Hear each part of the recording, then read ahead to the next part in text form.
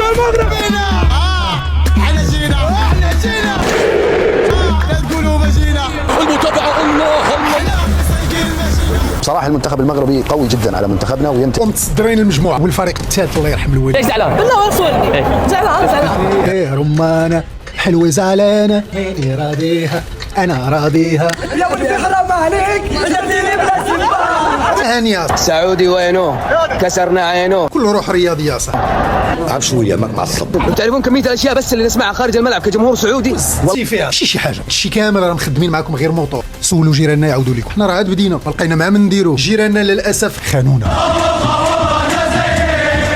حيتو لنا دابا غير نتوما. المشكلة انكم جبدتونا وانتوما عزاز. لن ندعكم تتأهلون للدور القادم. نحن راح نختار عمان. اي بوبكر دير شي تدخل عفاف. علاش اصاحبي ديني بحال هكا نتوما؟ هادو هما اللي كانوا غادي يحمقوا الرسول صلى الله عليه وسلم في البداية ديال الرسالة ديالو. محمد مفتر وكذاب.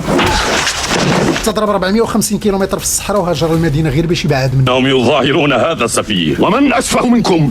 حنا غاديين عندهم برجلين. دابا دخلنا عليكم بالله هذا واش جالس في بلاطو رياضي ولا راه في غزوة. ترى غير خوك مسلم. هالمغرب الله يرحم لكم الوالدين اللي كيعرف هذا السيد يتصل بيه يقول لي رجع لبلادو راه غادي يخربقوا ليه في البارامتر ديالو ويصيفطوا لنا مفروح. والعرب اتفقوا على أن لا يتفقوا. اللي قلنا السيد مسكين ما خلاوش يفرح بالفوز. على أساس تفرح على أساس سهله على اساس زمتناكم. بالفعل زمت يزمتوا مزموتون وفي هذه الحاله انتم هما المزموتين. علمنا كلمه جديده الزمط يعني المزموط هو اللي يغني ويناشد ويرقص وفي الاخر ما يفوز. هي هذيك الله يرحم الوالد. ناكلوا كأكل يا مغرب. اجي ذاك البروش فين هو صاحبك؟ والوعد رقص.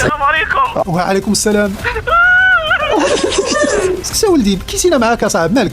انا الطم نفسي كل ما صباح. عادي ماشي مشكل تاثير الصدمه.